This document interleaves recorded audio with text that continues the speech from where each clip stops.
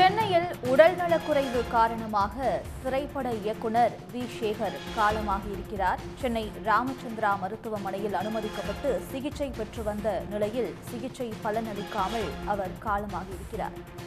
இதுகுறித்த கூடுதல் விவரங்களை தருகிறார் செய்தியாளர் விஷ்ணு. விஷ்ணு, வி சேகருக்கு என்ன உடல்நலக் குறைவு ஏற்பட்டிருந்தது? தற்போது அவர் காலமாகியிருக்கிறார், விவரம் என்ன? தமிழ் திரையுலகில் குடும்ப படங்களுக்கு பெயர் போன மூத்த இயக்குனர் வி சேகர் தற்பொழுது உடல்நலக்குறைவு காரணமாக தற்பொழுது உயிரிழந்திருக்கிறார். கடந்த சில நாட்களாக சென்னை போரில் இருக்கக்கூடிய ராமச்சந்திரா மருத்துவமனையில் உடல்நலக்குறைவு காரணமாக அனுமதிக்கப்பட்டு தொடர் சிகிச்சை பெற்று வந்த நிலையில் தற்பொழுது வி சேகர் உடல்நலக்குறைவு காரணமாக தற்பொழுது உயிரிழந்திருக்கிறார். சிகிச்சை பெற்று வந்த அவர் சிகிச்சை பலனின்றி தற்பொழுது உயிரிழந்திருக்கிறார்.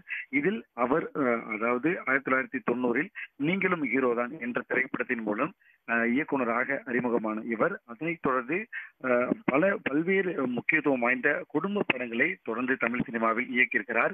இவர் குடும்ப படங்களுக்கு பெயர் போன இயக்குநராகவும் அவர் பெயர் பெற்றிருக்கிறார். இந்த நிலையில் கடந்த சில நாட்களுக்கு முன்பு திடீர் மயக்கம் ஏற்பட்டு உடல் நலக்குறைவு காரணமாக சென்னை போரில் இருக்கக்கூடிய ராமச்சந்திரா மருத்துவமனையில் அவர் அனுமதிக்கப்பட்ட நிலையில் தற்பொழுது தொடர் சிகிச்சைக்கு பிறகும் அந்த சிகிச்சை பலனின்றி தற்பொழுது உயிரிழந்திருக்கிறார். அந்த செய்தி வெளியாகி இருக்கிறது. இவர் அது மட்டும் இல்லாமல் நான் படிச்ச மாப்பிள்ளை, அதே போல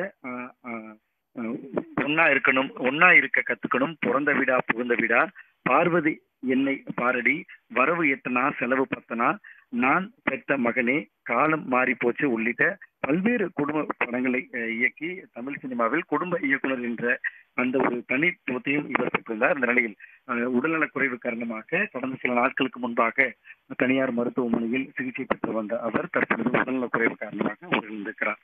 உடனுக்குடன் செய்திகளை தெரிந்து கொள்ள சன் நியூஸ் பெல் ஐகானை கிளிக் பண்ணுங்க.